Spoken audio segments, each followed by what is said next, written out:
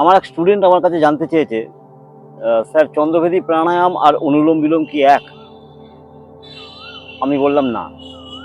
Sir একটু বিস্তারিত বলবেন? আমি বললাম ভিডিও তৈরি করে বলবো, কারণ এটা এটা একটা ভাস্ট চ্যাপ্টার, অনেক কিছু বোঝাতে হবে। মৌ, আমার রিকোয়েস্ট,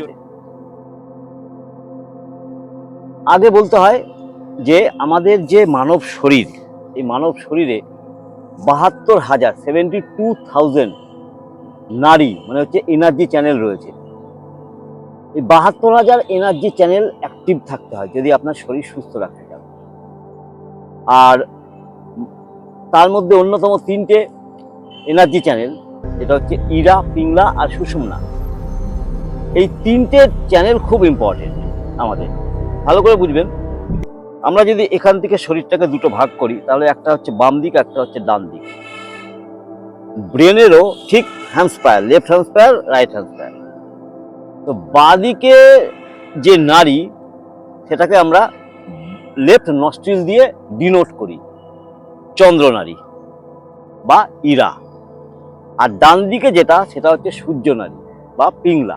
আর ঠিক মাঝ বরাবর স্পাইন অনুযায়ী সুষুম্না। যখন ইরা আপনার এই জায়গায় থাকবে আর পিংলা যখন নিচে থাকবে, তখন আপনি চন্দ্রনারী আপনার শরীরে অ্যাক্টিভেট থাকবে। কি হবে? মন শান্ত, ধীর, স্থির, শীতল, চন্দ্র যেরকম। আর যখন সূর্য নারী উপরে থাকবে আর চন্দ্র নারী নিচে থাকবে, তখন আপনার সূর্য নারী অ্যাক্টিভেট হয়ে থাকবে। তার মানে প্রখর তেজ, রাগ, এইসব গুণগুলো প্রকাশ পাবে। হঠাৎ হঠাৎ মাথা গরম হয়ে যাওয়া, কোনো সিদ্ধান্ত নেওয়ার আগে শান্ত হয়ে থাকতে না পারা। আর চন্দ্রনারীতে কি হয়? চন্দ্রনারী যদি আপনার শান্ত, শীতল সব মানছি আমি, কিন্তু চন্দ্রনারী দীর্ঘদিন অ্যাক্টিভেট থাকলে আপনার শরীর ঠান্ডা হয়ে যাবে, আপনি সর্দি, কাশি এইসব জিনিসে ভুগবেন। তাহলে আপনাকে কি করতে হবে? মেন জিনিস হচ্ছে, আসল হচ্ছে সুষুম্না নারী, তাকে অ্যাক্টিভেট রাখতে হবে। তার জন্য আপনাকে চন্দ্র আর সূর্যকে ব্যালেন্সে রাখতে হবে। আর এই চন্দ্র আর সূর্যকে ব্যালেন্স রাখার জন্য যে প্রাণায়ামটা, সেটা হচ্ছে অনুলোম বিলোম প্রাণায়াম, বা সেটাকে আপনি বলতে পারেন নারী শোধন প্রাণায়াম। ওই যে আপনার নারী, সেটাকে শোধন করবে অনুলোম বিলোম প্রাণায়াম। চন্দ্র সূর্য দুটোকে ব্যালেন্স করে সুষুম্না নারীকে জাগ্রত করবে। এবার আসি মৌ, তোমার প্রশ্নে, চন্দ্রভেদী প্রাণায়াম আর অনুলোম বিলোমের মধ্যে কি পার্থক্য? ধরো তুমি চন্দ্রভেদী প্রাণায়াম করছো। চন্দ্রভেদী প্রাণায়াম কি করে করে? বিষ্ণু মুদ্রায় হাতটা নেবে, অবশ্যই নেবে। আমার ভিডিও আছে কেন বিষ্ণু মুদ্রায় করা উচিত, সেটা দেখে নেবে, আমি লিঙ্ক পিন কমেন্টে দিয়ে দিচ্ছি। বিষ্ণু মুদ্রায় হাতটা নেবে, বাঁ দিক থেকে নিঃশ্বাস নেবে, লেফট নস্ট্রিল থেকে নিঃশ্বাস নেবে, ডান দিক থেকে শুধু ছেড়ে দেবে, দ্যাটস ইট। মেরুদণ্ড সোজা, শ্বাস হবে ধীর, স্থির, লম্বা।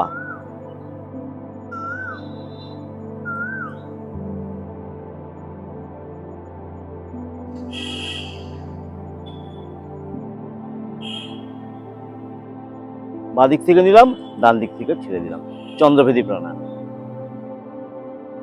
যখন খুব প্রখর গ্রীষ্ম, খুব গরম, তখন চন্দ্রভেদী প্রাণায়াম করো। শরীরটা শীতল হবে, শরীর ঠান্ডা হবে, শরীরকে শীতল রাখতে হবে।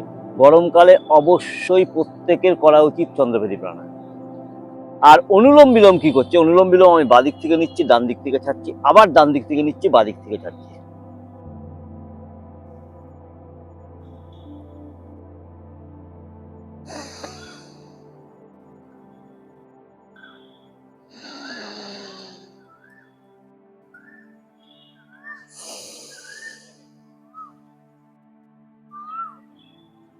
অনুলোম বিলোম সব সময় করা যায়, কিন্তু শীতকালে খুব ঠান্ডা হয়, তুমি যদি চন্দ্রভেদী প্রাণায়াম করো, তাহলে তোমার ঠান্ডা লেগে যাওয়ার সম্ভাবনা প্রবল থাকে।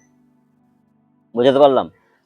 পরিষ্কার ভাষায় যদি বলা হয়, তাহলে অনুলোম বিলোম হচ্ছে নদীর জলকে পরিষ্কার করা, আর চন্দ্রভেদী প্রাণায়াম হচ্ছে সেই জলে তুমি তোমার প্রতিচ্ছবি দেখা। বোঝাতে পারলাম? চন্দ্রভেদী বাদিক থেকে নিয়ে ডান দিক থেকে ছাড়বে, দ্যাটস ইট। অনুলোম বিলোম বাদিক থেকে নেবে, ডান দিক থেকে ছাড়বে, ডান দিক থেকে নেবে, বাদিক থেকে ছাড়বে। ৭২,০০০ নারীর মধ্যে 3টে মেন নারী, ইরা, পিংলা, সুষুম্না। ইরা হচ্ছে চন্দ্র, পিংলা হচ্ছে সূর্য, সুষুম্না হচ্ছে স্পাইন বরাবর। ইরা আর পিংলাকে ব্যালেন্সে রাখতে পারলে সুষুম্না নারী অ্যাক্টিভেট হবে দারুণভাবে। সুষুম্না নারী অ্যাক্টিভেট হলে বলা হয়ে থাকে শরীরে কোনো রোগ ব্যাধি বাসা বাঁধতে পারে না। যদি শুধু চন্দ্রভেদী প্রাণায়াম করতে যাও তাহলে তোমাকে আগে আমাকে দেখতে হবে, জানতে হবে তোমার গতি প্রকৃতি, কফ পিত্ত বায়ু কোন প্রকৃতি তুমি, সেটা আমাকে জানতে হবে আগে। তবে আমি রেকমেন্ড করতে পারি শুধু চন্দ্রভেদী প্রাণায়াম। তবে হ্যাঁ, গরমকালে চন্দ্রভেদী প্রাণায়াম অবশ্যই করা উচিত। গরম পড়ছে, আগামী দিনে গরমকালে কি কি প্রাণায়াম করতে হবে, প্রাণায়ামের মাধ্যমে শরীরটাকে কিভাবে শান্ত রাখতে হবে, যাতে ঘামাচি না বেরোয়, যাতে আলোয় যাতে ট্যান না হয়, সানস্ট্রোক যাতে না হয়, ঠিক আছে, শরীরে যাতে জলের অভাব না হয়, ভিডিও আনবো। আর একটু গরম পড়ুক। ভালো থাকবেন, সুস্থ থাকবেন। আপনাদের জন্য মহাদেবের কাছে অনেক প্রার্থনা। ওম নমঃ শিবায়, হর হর মহাদেব। আজকে নীল পুজো, অনেক শুভেচ্ছা রইল সকলকে। ॐ नमः शिवाय।